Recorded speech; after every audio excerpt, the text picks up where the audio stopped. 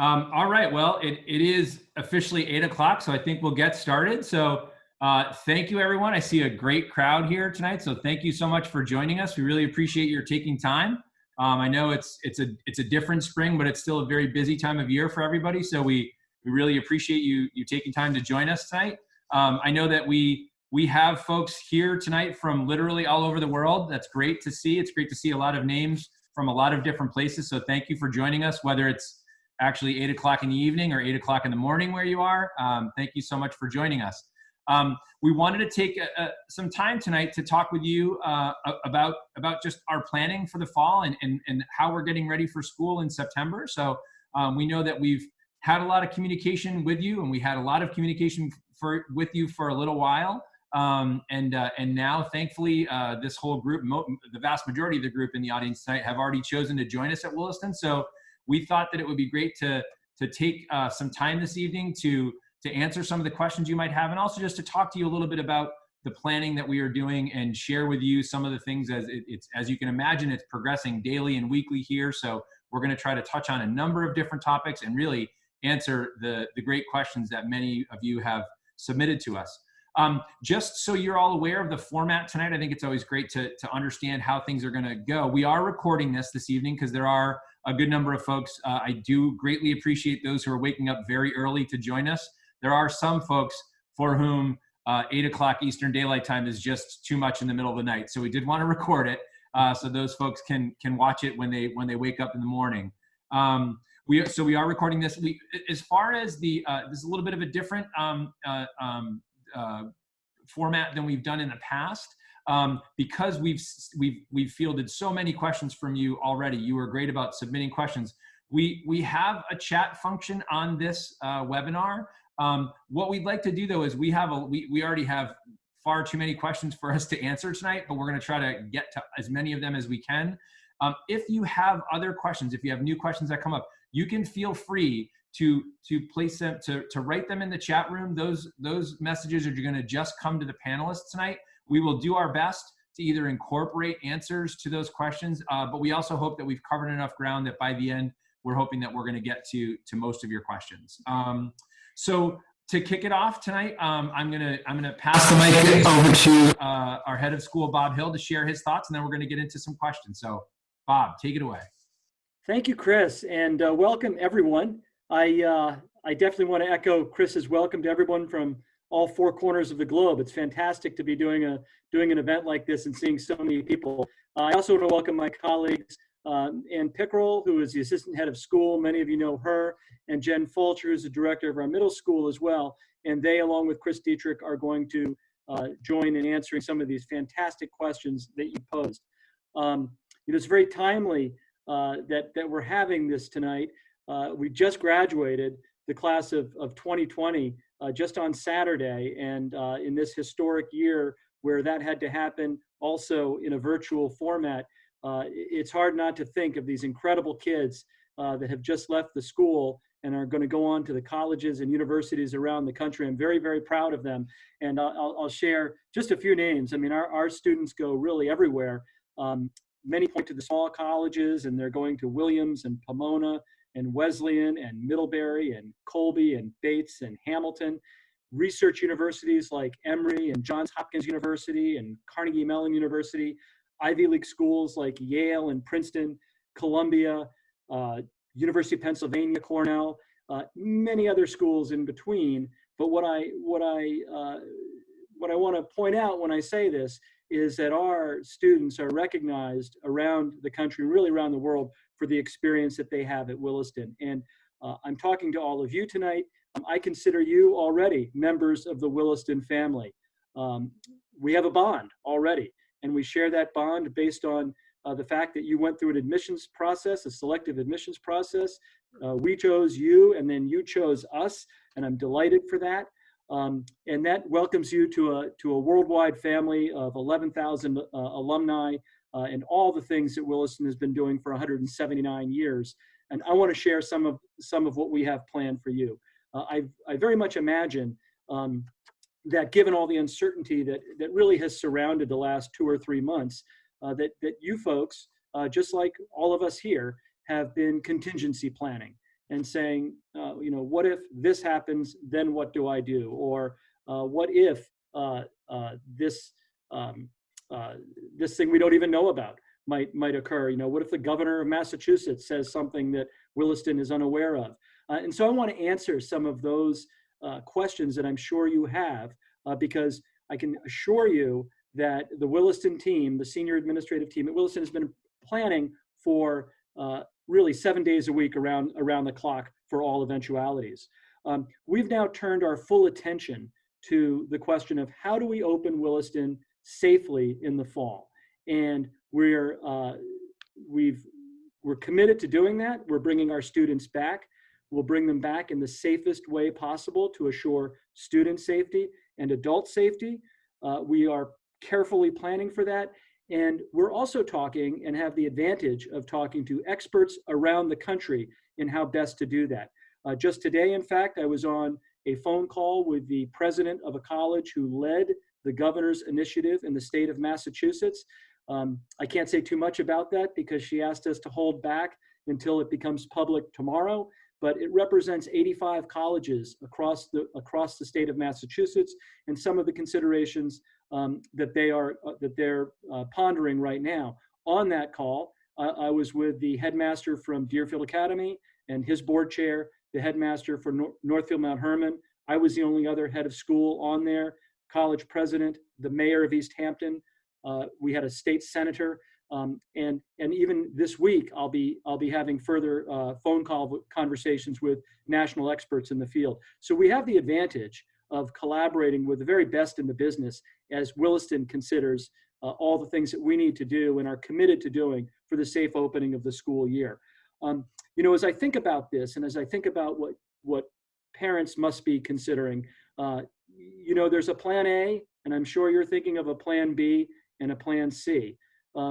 Williston is your plan A. That's why you're here tonight, and I'm glad about that. I also believe, as a former parent at Williston, I can speak with my headmaster's hat, but also as a parent hat, that there's really no place I'd rather want my own son or daughter than at Williston. And there are a number of reasons for that. The continuity of the educational program is critical as students progress through 9th, 10th, 11th, 12th grade year. I speak of it as a journey. Every day adds to the day that came before. The experiences that we can provide as a boarding school are second to none in terms of our advisors, our coaches, our teachers, and the bonds that are formed with our students and with our faculty across all of the various activities here at the school. Those are incredibly meaningful. And I'm probably a little choked up thinking about those right now, since we did just graduate the class of 2020. I had a remarkable number of wonderful notes from parents and students saying that even though we were in a virtual environment for the spring term, and even though the students weren't on campus, they felt that deep connection to Williston, and they greatly appreciated everything that we had done for their children, especially considering the pandemic underway. So I want to reassure everyone on this call tonight, on this webinar, that Williston has a very detailed team of planning going on right now. And I'll ask a slide to be put up that has the five administrative teams that are leading the planning process for Williston in our reopening of the school, actually repopulating of the school. And I just want to spend a moment here talking about this. Student life and safety, led by our two deans of students, David Korkowski, and the head dean of students, Kathy Noble. Obviously, that's central to all that we are doing. We know a lot more today on May 26th than we knew even 2 weeks ago or 3 weeks ago about the virus, about how to stay safe in our environment here as a residential school, and about the steps that we can put in place to ensure that. In the academic sphere, we have Kimmy Velty and Greg Talea, who's a longtime academic dean. He's been here for 32 years, planning on what will our academic program look like, and what kinds of things do we have to plan on, again, to accommodate for potential disruptions in the program. We've also got things I won't talk too much about tonight, but just the operations, the finance of the school, obviously communications, some of what we're doing here tonight with you, and then our extracurricular and athletic programs. The senior administrative team at Williston has 14 veteran faculty members, many of whom have deep experience at other boarding schools around the nation. And so I've never been more confident in assembling a planning team than the one that I have working with me on this right now. So that's our group. I put it up there so that you should feel free to contact any of these names with any questions that you might have about the planning process. I hope that the webinar tonight will actually answer most of your questions, but any of us are more than happy to respond to any kinds of questions that you might have. Some of the points that we're talking about, and I'll ask for the next slide to show what we're doing, is particularly we are keenly aware of the plight of our international students. In a very real sense, they bore the brunt of the budding pandemic back in March with the uncertainty of travel and all that. And so what we've committed to is when we open in the fall, we're going to do so in a hybrid environment, in a bimodal way. So if there are students who can't make it back to our campus, they will still be able to avail themselves of our education as they have in the last 3 months. We think that's incredibly important. We also know that there might be moments during the school year where a student might not be able to be here for any number of family reasons. And so we want to ensure that we have that continuity. We also are committing to the return of students in the safest possible manner. And that, while we don't have the fine point details on that, that's almost certainly going to involve staggering the return of students, which is something, quite frankly, that we do anyway. We have a long welcoming process at Williston. Given the nature of our community, we deeply believe in that. And we'll be doing something not exactly the same this year, but students will be staggered. I've been asked a couple of times about questions about how will the calendar change? How will the daily schedule change? And there's no doubt that in my next major communication, which will probably come out mid to late June, we'll have the details of that nailed down. But the essential point is this: when our students return, we're committed to building the safest environment possible. So that will almost certainly include social distance within classrooms, mask wearing, cleanliness, hand cleaning, deep disinfecting of the school. We've ramped all of our resources up to be able to do that. The whole point of having the time that we have now before September, when we welcome students back to the school, is that we have the leisure of a careful planning process done, quite frankly, in conjunction with headmasters from really around the nation. I am on weekly calls with a group of 15 or so heads of school, and fortunately, given the resources we have here in the Pioneer Valley, and given the resources we have both on our Board of Trustees and parent body, I have the opportunity to talk directly to a parent who works at the National Institute of Health. And we're obviously following all of the guidelines from the state, the World Health Organization, and the Center for Disease Control. All of those are going to be the guidelines that we're adhering to for the safe reopening of the school. There's another slide that will touch on some other points as well.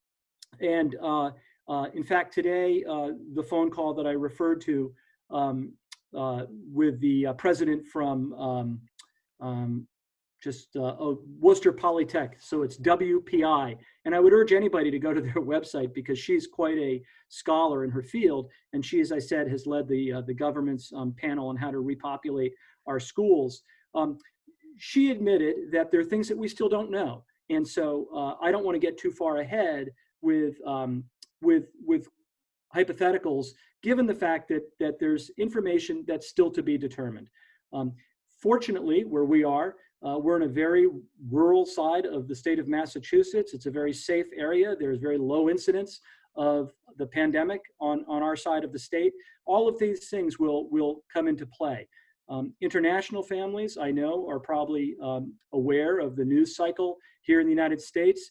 I would just make sure that people read the local news, East Hampton, Massachusetts news, not just New York City, not just Washington, D.C. news, but East Hampton, Massachusetts news. And I think that will be very, very reassuring to you. One of the changes as well this year is that Williston is going to commit ourselves to housing all students who need to be housed throughout the calendar year, throughout the academic calendar year. Again, last year, this past spring, there were a handful of international students who, because of travel restrictions and such, had a really hard time finding a place to go in March, and we kept those kids on our campus. We will keep all students on campus who need to stay here throughout our calendar year, which should really alleviate some of the issues of travel concerns and other restrictions that might be imposed. It's my intention on behalf of all of us at Williston to be as open and transparent and to communicate as often as I'm able to with the knowledge that I have.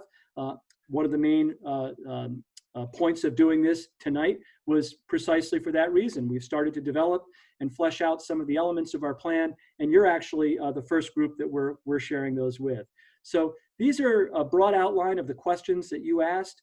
I think I will turn it back over to Chris Dietrich, because at this point, others will have a chance to also answer some of these questions. So again, thanks a lot, and you'll hear more from me later tonight. All right, thanks, Bob. Yeah, and thank you for all that detail. I think obviously Bob's given you all a lot to digest, and what we thought was that we're gonna take, again, you all provided a lot of different questions, and it's terrific. And so we're gonna try to cover as wide a range as we can. So I'm gonna start, and I'm gonna start with one, and this is in no real order necessarily. But I thought it'd be good to start with food. So I'm gonna go to my friend Jen Fulcher with the first question. Is how will you handle the dining commons and food distribution until a vaccine is developed? Great. Hi, Chris. I'm Jen Fulcher. Thank you. I love that the first question surrounds food. I love a good meal, and I know everyone on this call loves a good meal. So like all schools, we'll have to change how food is served until a vaccine is developed. We're looking at all sorts of different scenarios, including staggered meal times, grab-and-go options, non-self-service food, and using multiple dining locations. And at this point, I would say that's a category that we feel very good that we have a plan to provide a safe, healthy, and I must say, if you haven't been here, always delicious meal at Williston. So we feel good about where we are in terms of serving our students. All right. Thanks, Jen. I'm gonna take the next one myself. So someone had written in asking about what procedures we're putting in place for cleaning and sanitizing classrooms, dorm rooms, bathrooms, and common spaces. So actually, and I've seen up close Brian Wing, who's the head of our physical plan here, who works closely with Chuck McCullough at the school. I've actually been privy to some of the equipment that we've already received. So we've already invested in a good amount of cutting edge sanitizing equipment. We've already purchased 4 sanitizing guns, which are these large devices that spray sanitizer. We have 4 backpack units that'll be used by folks on campus, and then 1 large sanitizing canister. And I've actually witnessed the procedure myself with Brian in one of the bathrooms in the dorm, and it certainly is impressive. We're going to continue to obviously invest in all the equipment that we are going to feel like we need to make sure that we maintain a clean and sanitized environment, especially in bathrooms. I know that's a topic that almost any one of you who has spoken to me has asked about those pieces. So I also wanted to make sure that you understood too that we have already achieved kind of ample levels of resources that we're going to need. We've pulled together quite a few masks and a lot of different things that we are going to need when we repopulate campus. So we're already ahead of the game there. And then as Bob noted too, I think it's important. I know it's hard. I've spoken with a lot of you individually. It's hard, especially for those of you that aren't here in the United States. The news cycle is a complicated thing. And so you hear a lot about what's going on in the US, but as Bob alluded to, not so much about what's happening in Western Mass. And for all of you who've been to campus before, or even from nearby, you know that we are in a very low density area of Massachusetts, and it has helped us quite a bit during this time. This is an area where our local healthcare is excellent, and it is well below capacity right now, and it certainly has been that way, always. So we are lucky to be in the environment in the area of Massachusetts that we are in. So Okay. The next question, I'm going to go to my colleague Ann Pickrell here for this one. And the next question is, will classes be held in person? And will you have the ability to go back to online learning if a student becomes sick or needs to leave campus? Thanks, thanks very much, Chris. As Bob alluded to, we are planning to be in person in September to begin the academic year. Our transition this spring to online learning was seamless. Williston's academic technology team and academic technology program, which is worldwide known for our use of Microsoft products, particularly the Surface, was seamless as students were able to complete very successfully the trimester with support from faculty and our tech team. We are planning to open, as Bob mentioned, in person, but we will also have the ability to go back and forth bimodal or toggle between online learning and distance learning. Our whole campus is Wi-Fi and well supported, so if a student does become ill and needs the care of our health and wellness team, we will be able to have a student, if they're well enough to continue with classes, to Zoom into class or from a distant location remotely. So we have no worries about that in any regard at all. All right. Thank you, Ann. Chris, could I just jump in? Please, Bob. I think I just want to add one thing that kind of bridges the last thing you were talking about, Chris, and then what Ms. Pickrell was talking about here. One of the things that we know, as we've heard from experts, and I think most people are aware of this, but the social distancing will continue to be a key component. And so, as Ms. Pickrell said, in-person classes, absolutely. The spaces will look quite different because we will follow all the guidelines for the spacing that we need to have to ensure that students are safe. And it's that spacing and likely wearing of masks, along with hand sanitizing, hand washing, deep cleaning of the campus, and then tracking, which is really vital to the repopulation of our campus, or really of any other business or university in the country. And the advantage, again, that we've had is having these experts continually update us on this. So we've been staying ahead of the curve when it comes to, as Chris was saying, getting the resources that we need to make sure all this is going to happen. So that was just a little bridge between one of the comments that you made, Mr. Dietrich, and then Ms. Pickrell as well. So thanks for letting me jump in there. Yeah. Thank you, Bob.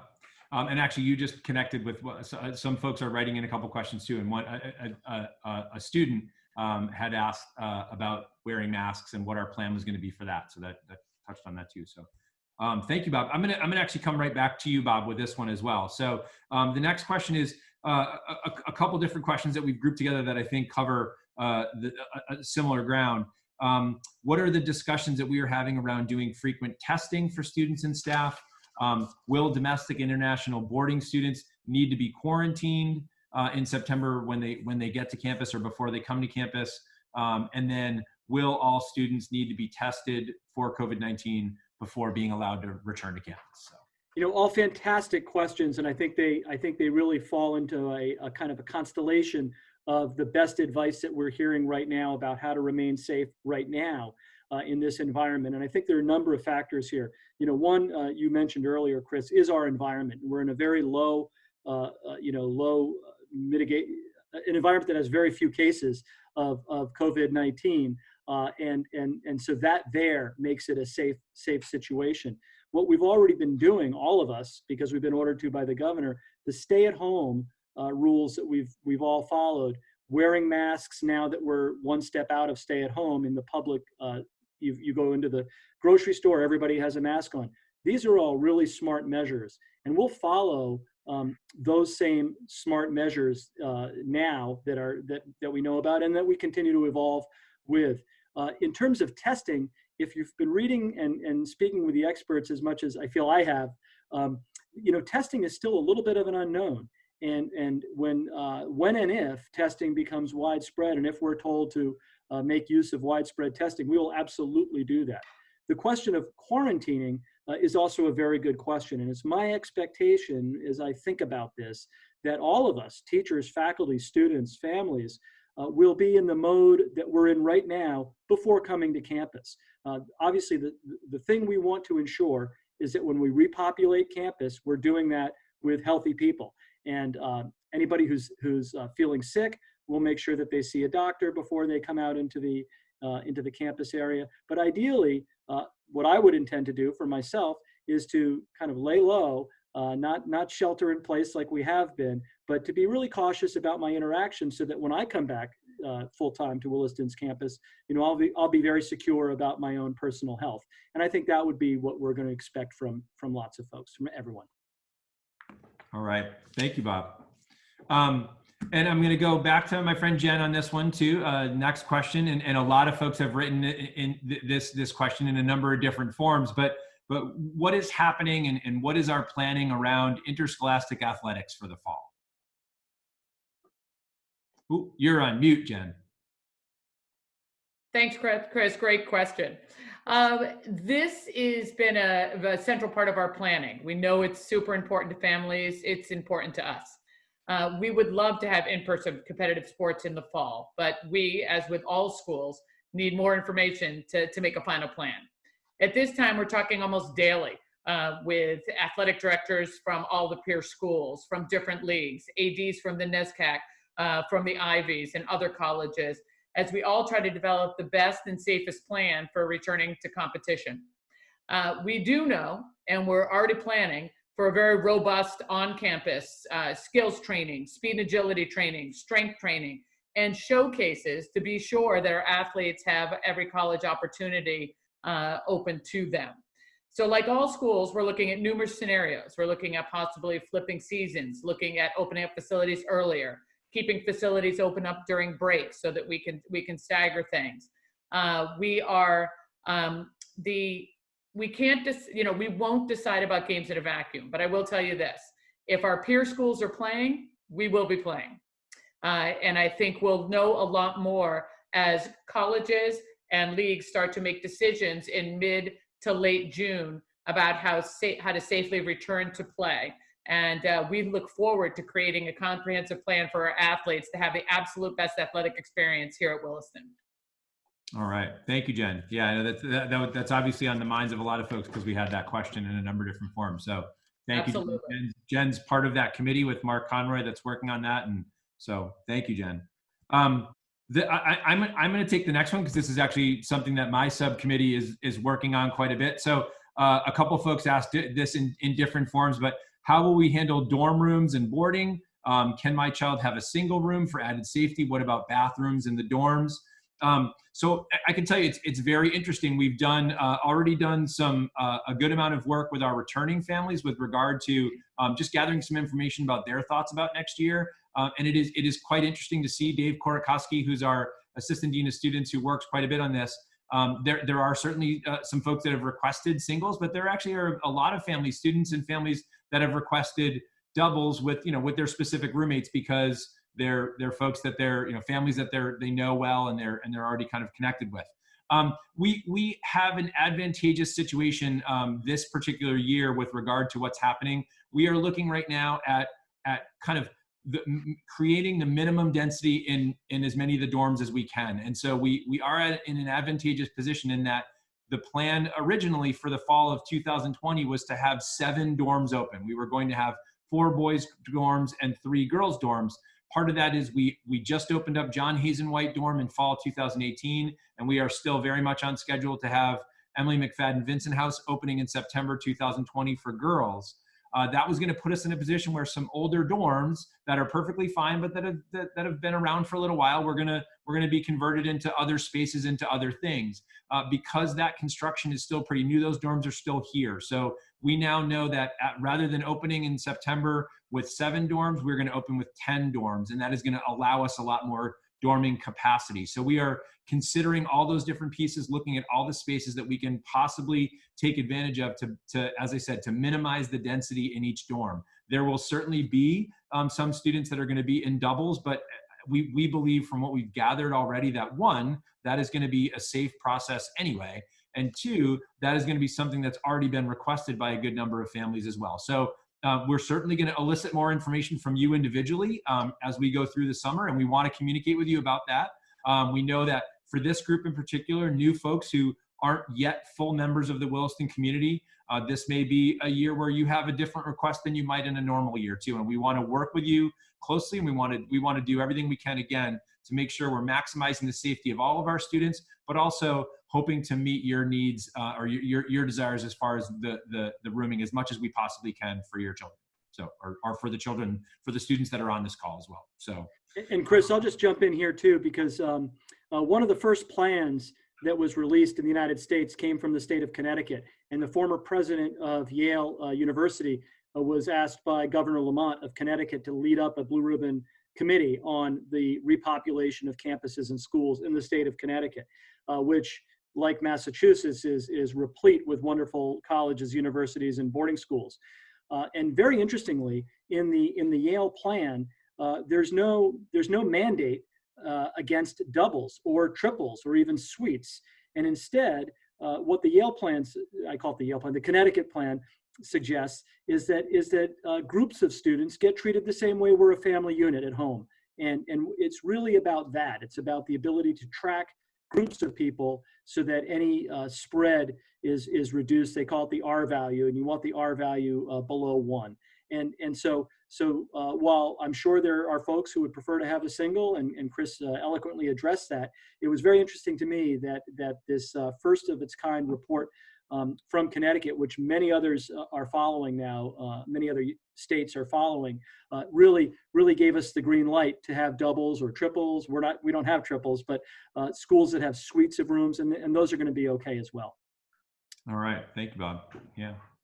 All right, so next question, and I'm going to go to my friend Ann Pickerel on this one. And a couple folks have asked this as well. Will students be able to stay, and I know Bob already mentioned this in part, but will students be able to stay on campus during breaks next year with faculty supervision? And what will happen if international students test positive during the school year? So. Thanks, Chris. Yes, all families, I mean, particularly families from far off locations, international and domestic from faraway locations, students will definitely be able to stay on campus during short and longer breaks. We want to minimize the number of times students will have to travel from campus. So we will have the campus available with faculty supervision through the entire academic year. So we want to reassure you that that is definitely possible. If a student is ill during the year, in particular an international student or a student from faraway location, we will have 2 quarantine locations on campus, staffed by our health and wellness, and we'll be able to monitor students and care for anyone who is sick. If they're well enough to continue with their classes, they'll be able to do that. Of course, we would work closely with individual family members and guardians to monitor the health of every student while on campus, and at the same time preserving the entire safety for the campus. Students' health and safety is our first priority, always has been, and given the pandemic, it is certainly something that's first and foremost on everyone's mind. Throughout the entire campus, the 5 working groups that we have planning for safety for all in the community. All right, thank you, Ann.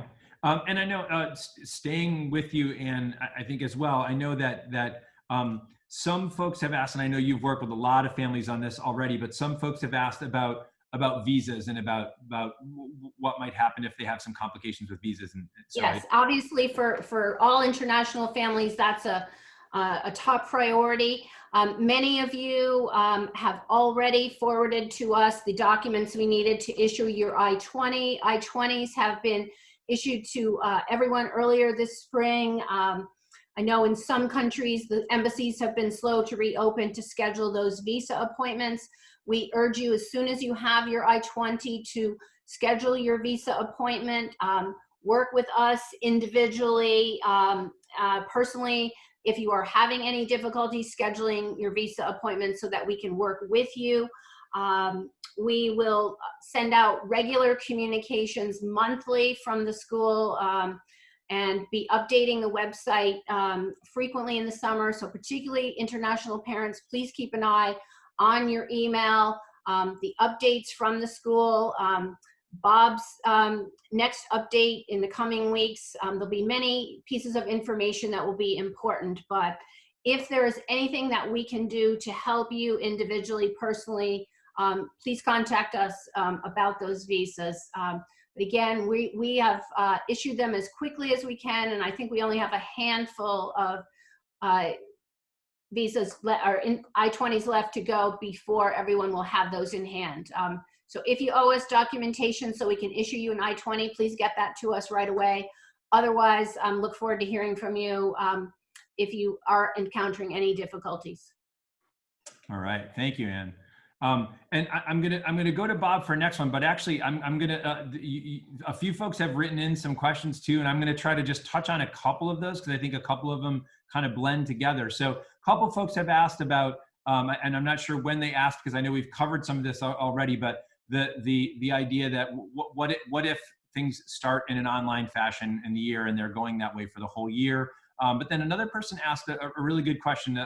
If for some reason we have to go to online classes during the year, will there still be the kind of learning support that we have? Is there going to be that outreach that exists when you're on campus? So I'll touch on two of these, and then Bob, I'll go to you with the next question. But I just want to make sure that everyone understands that we are very confident that we are going to be on campus in the fall, and that is what our planning is right now. That we are working on evaluating spaces.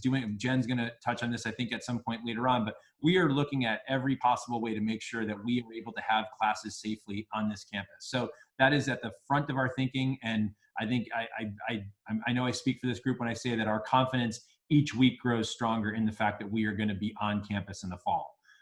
Now, if for some reason a student has to leave campus, we are going to have, as we've noted a couple of times, we are going to have the ability for them to continue with classes online. And that would also include the support that all of our students receive now. I am amazed, and I know this is, all of you are new to Williston, but I am amazed looking at my advisees and students that I work with, that I am amazed by the support that they continued to receive during this third trimester. This was not a situation where they were just Zooming into classes and checking in daily. I had advisees that I was meeting with, that was meeting with their teachers. Bob can speak to that certainly, and that kind of extra help that continued while we were online, and as well as all the learning support that we have. Laura Vacher, who's the head of our learning support department, who's our learning support coordinator, she was incredibly busy all spring long with individual meetings with students online. So we certainly now have multiple months of experience in supporting our students. And I think if any of you ask the returning families about that piece, they would echo that as well, that their students felt well supported, in some cases even more supported, because the distractions of things on campus were not necessarily there for them. So some of them were actually a little bit more focused being in their rooms and being able to Zoom in. So I just want to cover that. Now, someone asked about if we were to start online, would there be evaluation of tuitions and things like that? And certainly that would be the case, that we would be in a position where we would be evaluating different plans with regard to that. But I can't say this with more confidence than I can right now, that we are very confident that we are going to be on campus in the fall. And we are just trying to figure out what exactly that's going to look like. So, Chris, I definitely would jump in too, because to put an exclamation point on what you said, all of our planning is to welcome back our students and to make sure that that's going to happen in the safest way possible. All indications in the state of Massachusetts and really throughout the country are that that things are moving in the right direction. But that said, and I was bolstered to hear this today from President Leshin, who is the president of the college that I referred to earlier, Worcester Polytech. The governor of Massachusetts will be receiving a report that does not mandate one size fits all. So what's good for the University of Massachusetts might not be good for Williston Northampton School. What's good for Amherst College, a small liberal arts college just a stone's throw away, might indeed not be what Williston Northampton does.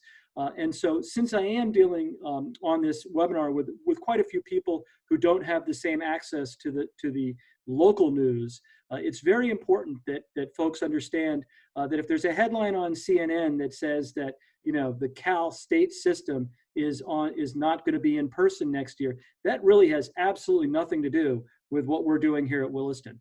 And we're entirely, we're the same in that we educate students, but after that, we're entirely different in terms of scale and care and all the things that we can do. So I just wanted to put an emphasis on what Mr. Dietrich just said. All right.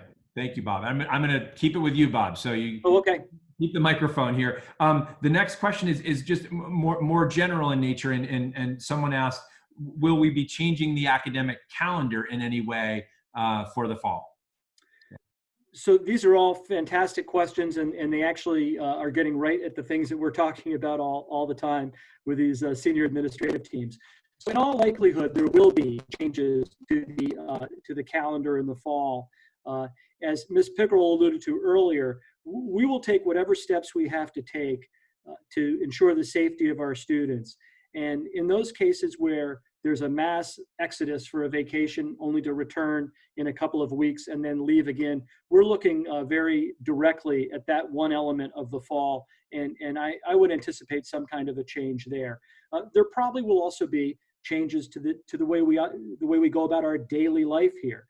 We have a very egalitarian way of doing things in terms of our classroom periods. And they rotate right through on a very predictable block so that no teacher teaches sort of at the latest time in the day every day, and no teacher teaches at the earliest time. But there might be conditions leading into the fall where we change up that schedule so that we can try to accommodate all the things that we're trying to do that we've referenced earlier, like making sure that our student athletes are seen by the coaches, and at the same time making sure that our dancers have the adequate space to do dance. So I anticipate some kind of changes, but all of those changes will serve the safety of students by social distancing and serve our ability to continue with the programs that make Williston so special. All right, thank you, Bob. And kind of a connected question. I'm going to go back to my friend Jen Fulcher on this one, related to the topic that we're on right now, Jen. But and I know this is a part of your team, but will we be modifying classroom spaces in the fall to maintain social distancing? Yeah, that's a great question, Chris. Thank you. Yes, we're looking at different ways to modify classrooms to keep the recommended distance between students and teachers, which is at least 6 feet. Scenarios include creating new class spaces on campus, both indoors and potentially for a little while outdoors. We're looking at some different kind of laboratory work that we could do. We're also looking at using larger spaces, the gym, the theater. We're looking at making our section sizes, which are already small, which is one of the reasons you picked the Williston Northampton School. But if we needed to make them even smaller to be safe in a classroom, then we will do that. Mandating the wearing of masks indoors in classes, additional ventilation, and other options to keep everyone safe in all of our learning environments. And I think we feel pretty confident with the space that we have and the resource that we have that we'll be able to do that every kid will be able to be in their classes, in section sizes and environments that will be safe in a great educational environment. All right, thank you, Jen. And so I'm going to go back to my friend Ann Pickerel on this one. So, a couple of folks asked related questions to this. And if travel is restricted, and then what one particular person mentioned that currently commercial flights are not leaving their home country. If those travel restrictions exist, will boarding students be able to be offered an online schooling opportunity to start the school year, or could they defer admission until January? So. All good questions. Williston will be ready to welcome students at any point in time in person, whether that is September, November, or later on in the academic year.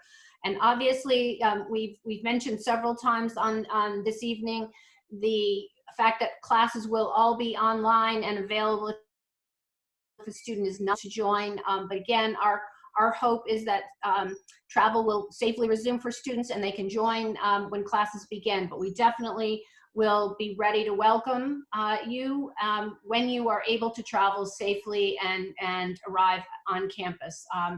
We're known as a very friendly school. That is the word that most people use to describe Williston, and you will be welcomed when it is safe for you to arrive. We also will, if a student needs to leave campus for any particular reason, the ability to go back and forth between online classes and in-person classes is going to be the safety net that we will need.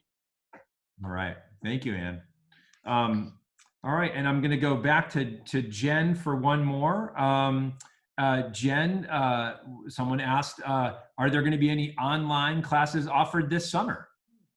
Oh, that's a great question. And I'm happy to say yes, there are going to be online classes offered this summer. We're super excited to offer numerous online courses to help new students prepare to come to Williston, and also so incredibly interesting enrichment courses taught by some of our master teachers, like creative writing and drawing boot camp and programming and environmental science.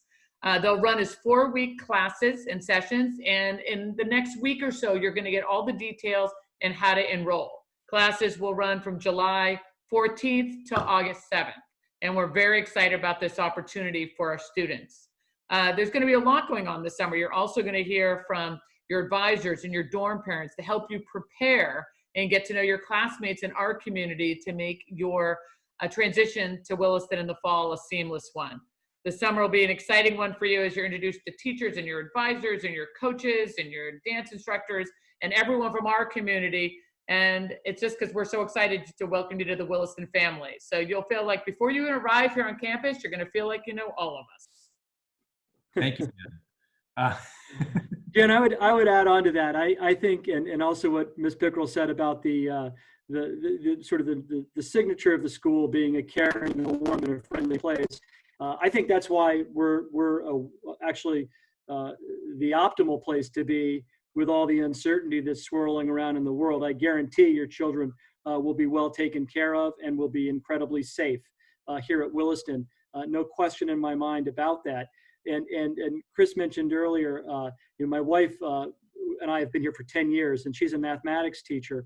And I've seen her on Zoom calls giving extra help for math as early as 7 a.m. or 6:30 in the morning, and as late as 8 or 9 o'clock at night to accommodate time zones.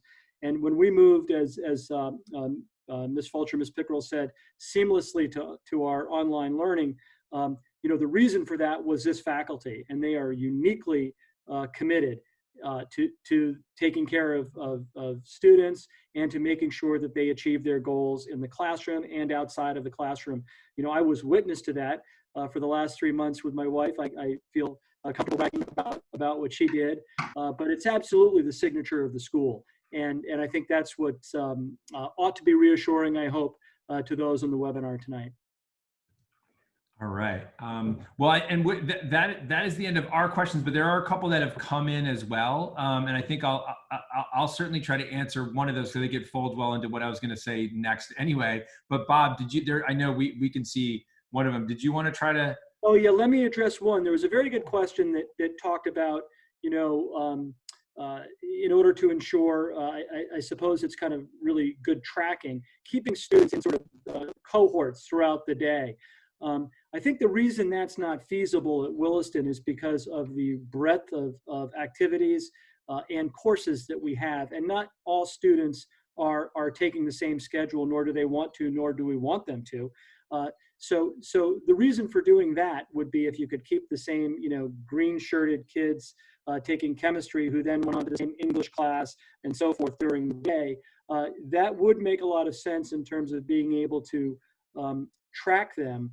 But I think that in lieu of doing that, the social distancing will achieve really the same safety that kind of tight cohort would do. So, we keep learning and hearing from the experts, and some things have changed. Early on, it was you don't need a mask. Now masks are clearly very important for other people's safety. So we know that masks are important. The one strain that has been consistent throughout this has been this notion of social or physical distance. The call that I was on this afternoon with the experts from Boston reaffirmed that. And so that's the one certain thing that I think would be a change when you see the classroom setup and how we go about things in the dining commons and so forth. But since we're committed to the Williston experience in this social distance environment, those are the kinds of things that I think you're mostly going to see here. All right. Thank you, Bob. And I know, Bob, you have some closing thoughts, but I'm gonna answer one question. It came in a different form through the questions, and then someone just wrote this as well, just regarding communication. I know this is it's been an interesting year, and obviously, folks, I think many of you are setting your sights toward the fall maybe a little earlier than you might in a normal year, and it's totally understandable. And I feel somewhat remiss in that we had a lot of communication with all of you for a while in March, and then that probably slowed a little bit. And that is the normal cycle of our year as we focused on finishing the school year, focusing on the class of 2020 and all those different things. But I want to assure you that right now, our focus, now that we had graduation on Saturday, and now really our focus is completely on you, and the other students that are going to be returning to Williston to get ready for the fall. So as far as communication goes, you will be receiving significantly more from us, perhaps more than you care for as we get into the summer. But I hope it's informative and helpful. And I also would encourage you. I know I've had I know that there was a lot of anxiety in a lot of families on this call right now, and I have found that the conversations I've been able to have with families on the phone, even if we can spend 15 to 20 minutes talking, I think it has helped me to understand your perspective better. And I think just talking has helped folks kind of feel more sure about what's happening here and what the planning is. So I would really encourage you. We are going to be communicating more with you, certainly in the coming weeks. And knowing that the circumstances, we're going to be doing more this summer to communicate more with you than we usually would. Usually the summer comes in and we know folks are off to their summer plans. Well, this is a different kind of summer. So we are going to amp up our communication, certainly, and we hope to be in touch with you a lot more. But I would also I would encourage all of you to reach out to your interviewers. I know Ann Pickerel and I are here, and many of you interviewed with us, and those that are on the call that are joining the middle school, everyone knows Jen. But I know there are also some folks that are here tonight that aren't panelists, but people like Derek Cunha, Krista Talbot, Allison Marsland, Lee Greener, Ben Farmer, folks that you've gotten to know during the admission process. I really strongly encourage you to reach out to them. We're here for you still now, more than we were as we were getting the seniors ready to graduate. And we really want to help to make this transition as smooth as you can. So I really encourage you to reach out to your interviewer with any questions, anything we haven't covered tonight, or any new things that come up. I know it's a lot of fun, to be honest, working with some of the newly enrolled students picking classes for next year. It's really pleasant to spend some time in a Zoom individually with students to talk about what classes they're going to be taking in the fall, and to take a step away from measuring classrooms and figuring out how many folks we can get into them. So it's really, really nice to have those conversations, because it's all moving toward that repopulation in September that we're all looking forward to. So please do that, and we look forward to hearing from you. Chris, if I could just add, I believe the parent who asked that question wondered when the student would start hearing, and that will be very soon. But one communication that will happen very quickly is from the academic dean, Greg Tulea. He will be writing to you individually as students about your prescribed program. Each of your admission interviewers has prepared a report for him, and you will hear about that very soon. Mm-hmm. All right. So I think that's it for the questions, and I know we're pushing up against 9 o'clock here, Bob, too. So I know we sort of tried to look at that as a stop time. But I know you have some closing thoughts, Bob. Yeah, thanks, Chris. And again, thanks everybody for sharing your part of your morning or evening or afternoon, whatever time it might be where you are with us. It means a great deal to us that you've taken this time to hear and learn more about what we're doing at Williston. There's no question that this has been an upside down period of time for families and for countries and for towns and all. And that makes it so difficult. I think uncertainty and instability are the things that are so difficult. And what I'm hoping to convey tonight is that stability and certainty are here at Williston. And we know that we can take fantastic care of all of our students, given the planning that we're putting into place. We know that we have all the resources locally with medical experts in our area and a hospital nearby and even a major hospital just down the road, that we have access to all the resources that we need in that regard. And we also know that Williston is all about the deep, deep bonds that are formed between students and teachers, students and coaches, students and advisors. And I think that social distancing, which I do think will be part of the norm when we come back, I actually think that's a pretty small price to pay in the months to come. And that if and when all of our students come back, they'll get used to social distancing. They're immensely adaptable, and that'll seem like a small price to pay for being here. They want to be here. We obviously want all of our students back, and we know that we can do that safely. And we're very, very confident in what the fall holds in store for all of us here. So again, I would say welcome to the Williston family. Get ready for what I hope will be the best journey of your child's life. And we're very excited to be on that journey with you. Thanks, everyone.